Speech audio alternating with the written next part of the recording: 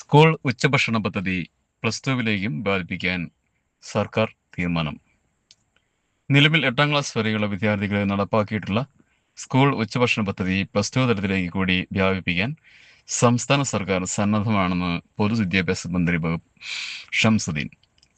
School വിദ്യാർത്ഥികളുള്ള Onam special അരി വിതരണത്തിന് സംസ്ഥാനതല ഉദ്ഘാടനം നിർവഹിക്കുകയായിരുന്നു മന്ത്രി. കേന്ദ്രാവിഷ്കൃത MP പോഷൻ പദ്ധതിയുടെ ഭാഗമായി 9 മുതൽ 12ാം ക്ലാസ് വരെയുള്ള പ്ലസ് വിദ്യാർത്ഥികൾക്കും ഉച്ചഭക്ഷണം നൽകുന്നത് സംബന്ധിച്ച് കേന്ദ്രം സംസ്ഥാനത്തിന് അഭിപ്രായം തേടിയിരുന്നു. കഴിഞ്ഞ മാസം ഡൽഹിയിൽ ചേർന്ന യോഗത്തിൽ കേരളം ഇതിന് സമ്മതം അറിയിച്ചിട്ടുണ്ട്.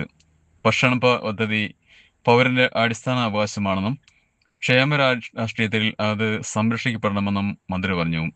എല്ലാവർക്കും സമൃദ്ധമായ ഓണം ഉറപ്പാക്കാനും സാമ്പത്തിക ബുദ്ധിമുട്ടുകളില്ലാതെ ആഘോഷിക്കാനുമാണ് സർക്കാർ ലക്ഷ്യമിടുന്നതെന്ന് മന്ത്രി വ്യക്തമാക്കി. വിദ്യാർത്ഥികൾക്ക് ഓണപരീക്ഷയ്ക്ക് മികച്ച വിജയവും മന്ത്രി ആശംസിച്ചു. പൊതുവിദ്യാലയത്തിലെ 23.5 ലക്ഷത്തോളം വിദ്യാർത്ഥികൾക്ക് 4 കിലോ വീതം അരി സൗജന്യ വിതരണം നടത്തുന്നതിലൂടെ അത്രയും കുടുംബങ്ങൾക്കാണ് അതിൻ്റെ ഗുണം ലഭിക്കുന്നതെന്ന് ചടങ്ങിൽ വിശിഷ്ടാതിഥിയായിരുന്ന ഭക്ഷ്യ പൊതുവിതരണ വകുപ്പ് മന്ത്രി അനൂപ് ജേക്കബ് പറഞ്ഞു. വിദ്യാഭ്യാസ വകുപ്പിന്റെ മുൻകൈയിൽ സപ്ലൈകോ വഴിയാണ് 905 മെട്രിക് ടൺ അരി വിതരണം ചെയ്യുന്നത്.